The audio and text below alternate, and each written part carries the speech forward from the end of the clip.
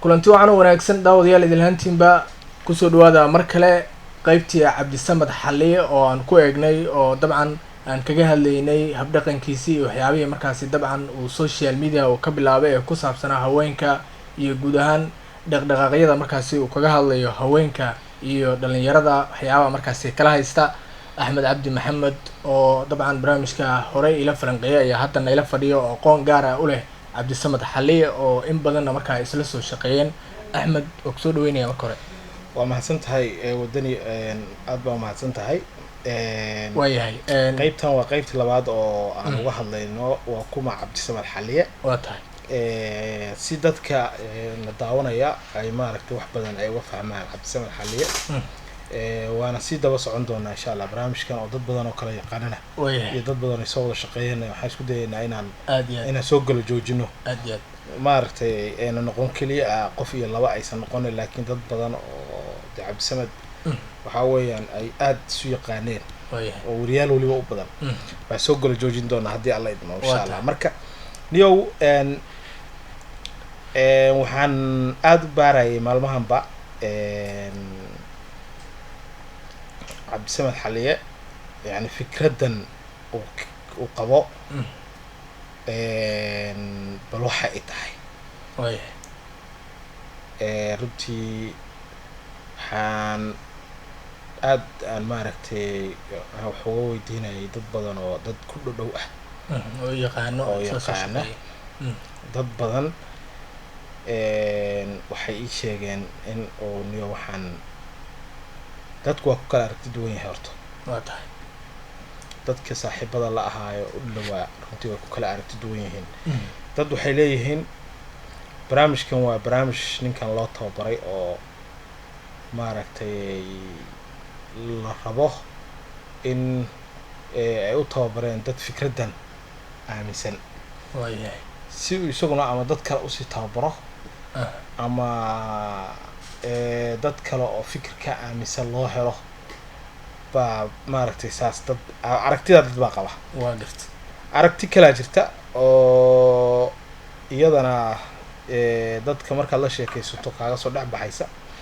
oo dhahaysa ninkan wuxuu rabaa in social media uu ku soo caanbaxo haddana waa uu kusoo caanbaxay.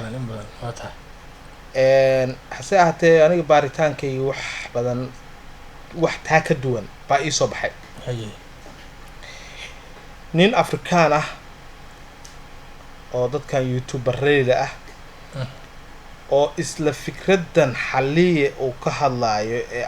dumarka isagana ka hadlaya runtii haddana haysta 1 million and above dad ay ku xiran yihiin baa jira. waa tahay marka ani waxaa isiri barnaamijkaas xalliye in uu barnaamijkaas ka soo koobi gareeyay ninkan si uu usoo caanbaxo oo dadka la dhaho dee social media uu caan uga noqdo oo dadka hadda caanka ah hadda aad baa loo hadalaya hadda inaad aragtiin kala ma aad iyo aad dad caanka uga mid noqdo. waa garta markaad qiimaysay markaad qiimaysay oo ninkii aada ogaatay oo xog badan ka raadisay inay isku mid yihiin oo isku olola iyo isku team ay yihiin aad marka iyo warta waa isku fikir yani fikradda isku mid ka yihiin. waxaan hadda xalliye akhrinayo maskaxda in laga haystaa tahay in la gumaysanayaa tahay naago maskaxdayay kaa gumaysanin naag lacag ha siinin waxaa un busna ka hadlayaa. waa tahay oo barnaamijkaa unbuu wadaa. waa garta ninkaa magaciisa marka niyo ninkaasi waa nin kolley ninkaa nin afrikaana waaye. daawadayaasha waxaa usoo saari doonaa linkigana hoos baa usoo dhigi doonaa ninkaas sawirkiisa iyo isagoo hadlaya videowana isla videogana soo dhexgelin doonaa si aad maaragtay noola arkaan. marka ninka waxaa la dhahaa Kevin Somalos niyo marka barnaamijkaasuu ka hadlaa oo maaragtay ragga ayuu maaragtay aad uga wacyigelinayaa inaysan naagaha ama dumarka naagayeennaan dhihi yani haweenka inaan maaragtay dee waxa cabdisamad u daldalayo oo kale un busna daldalayaa. marka waxaan kala garan waayey labaa u kala saari waayey in uu yahay barnaamij uu soo koobi gareeyey cabdisamed barnaamijkan oo yani barnaamij uu dee ninkaa kasoo koobi gareeyey fikradu kasoo koobi gareeyey adduunka waxbaa la kala koobiya iyo inay isku tiim yihiin oo dad aragtidan yani aaminsan inay yihiin laakiin cabdisamed loogu talagalay dadka af soomaaliga ku hadla inuu maaragtay la hadlo isagu oo sidaas loogu tarangareeyo loogu tababaray labada arrinaa kala garan waayey laakiin labada aragti cabdisamed fikradaha xalliye iyo fikradaha ninkan waa isku mid hal meel bay maaragtay aad muddo ah inay fikrad hal meel ka imaanaysa inay waa tahay marka si loo eego inta badan cabdisamed markii uu soo caanbaxay waxyaabihii uu xooga saaray waxaa kamid ah inuu dhalinyarada uu kala hadlo inay dumarka dhankooda aysan u jeclaysanaanin ama u nuglaanin ama aysan u dhaga fududaanin oo waxaba markaa waxay codsadaan aysan ka helin markii si loo eegana ninkan hadda aad sheegtay inay isku eg yihiin oo barnaamijka mawduuca iyo waxyaabaha ay wadaanna uu isku mid yahay fikrad ahaan marka ma la is dhihi karaa mashruucan waa mashruuc loo soo dhiibay cabdisamed xalliye si uu soomaalida iyo dhalinyarada guud ahaan ayagana u gaarsiiyo oo waa isku tiim dunida ka wada jira ee maba ah wax cusub oo cabdisamed uu la imaaday waa fikrad hore ugu soo jirtay dunida oo mashruucan isagana waa un qayb unbaa looga daray niyahow way u badan tahay anigu hadda waan hubaa ma dhahayo laakiin way u badnaan dadku way u badinayaan inay waxaan tahay fikrad dad ay aaminsan yihiin sababtoo hadda dad qoraalka sameeyey baa jira yar cabdijaliil la dhaho qormada xitaa soo dhigi doonaa insha allah arki doontaan qormo laga sameeyaa jirta oo aan arkaya facebook aan ku arkay cabdijaliil cusmaan baa soo dhigay oo wariyaasha kamid ah weliba wariyaashii cabdisamed xitaa garanaya laftiisa isla ayaa isu garanayaan Nairobi isla joogeen ayaa soo dhigay marka yar baa qoray isaga ma cabdijaliil ma qorin yar kala qoray marka wuxuu leeyahay fikraddu waa fikrad jirta waana fikrad dadkaas noocaas ah ay ka aaminsan yihiin dumarka iyo haweenka wax qalad ah ma garatay weliba wuxuu leeyahay dadka fikradahaas aaminsan waxaa dawladaha kale ee caalamka ka jira waxaa loola dhaqmaa sida ururada argagixisada loola dhaqmo ayaa loola dhaqmaa sababtoo waa dad yani fikirka ay aaminsan yihiin yani qormadaas uu ku sheegay waa ninka fikirka ay aaminsan yihiin waa fikir aada u fog oo runtii dee aada maaragtay u fog oo maaragtay dhibaatadiisa leh marka si loo yareeyo saameyntooda baa aada loola dagaalamaa buu leeyahay laakiin mid aan hadda innaga ahaan aan caddayn karno ma ahan laakiin waa siduu ninkaas isaga qormadiisa ku sheegay barnaamijkan wuxuu u baahan yahay in aada maaragtay focuska loo saaro oo loo dabagalo waa gartay marka ahmedow cabdisamed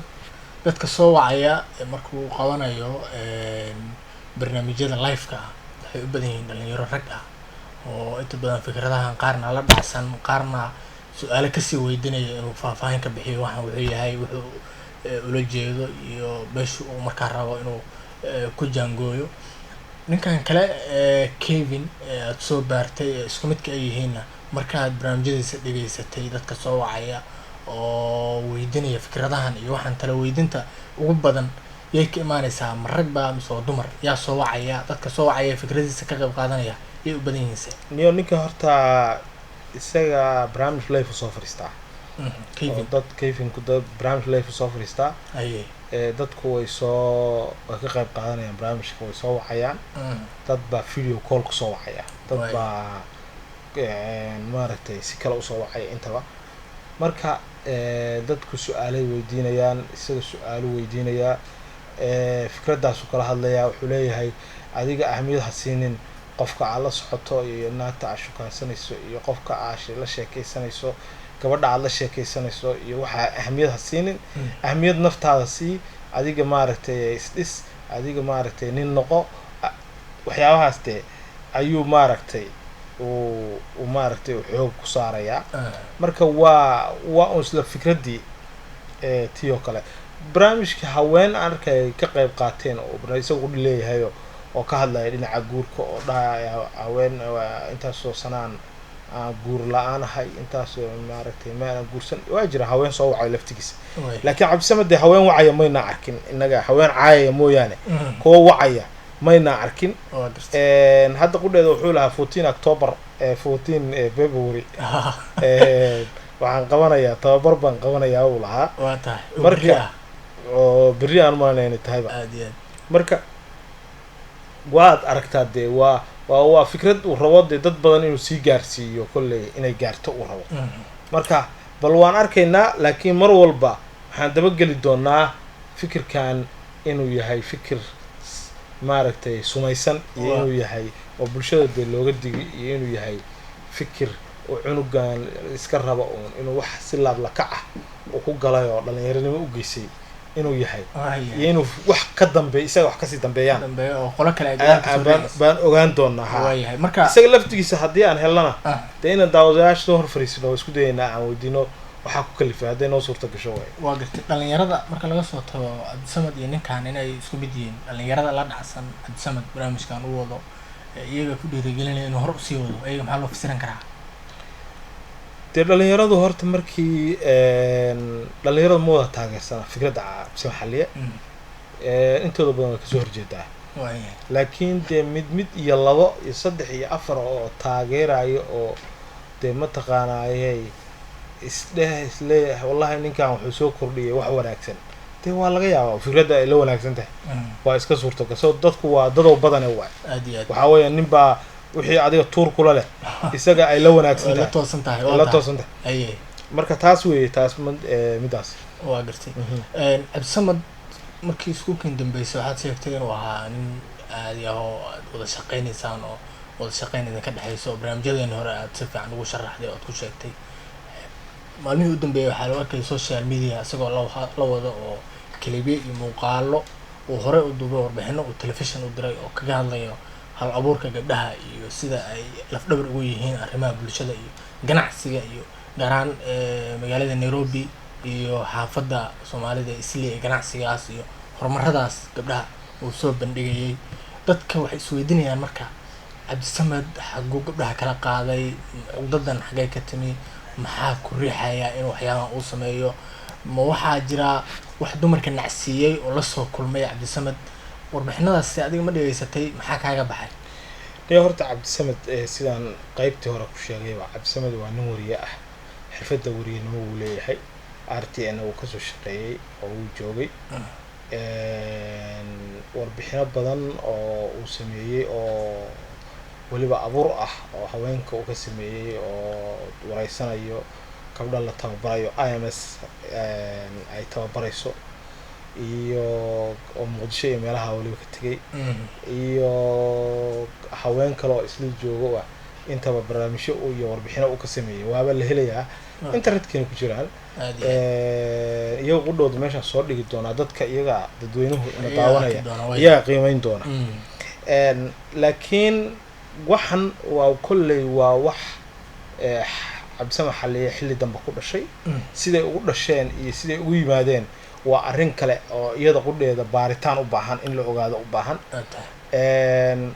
hase ahaatee cabdisamed horta waa nin dhalinyaro ah waa nin weliba aada u da-yar weeye nin dadka kusay moodayaan nin bidaarto halkaa joogto oo 40 jir ahoo mataqaanaayay oo oday weyna baa loo malaynayaa waxaa madaxan diiran baa waxaa loo malaynayaa inuu qof weyn yahay waqti soo qaatay ya laakiin cabdisamed waa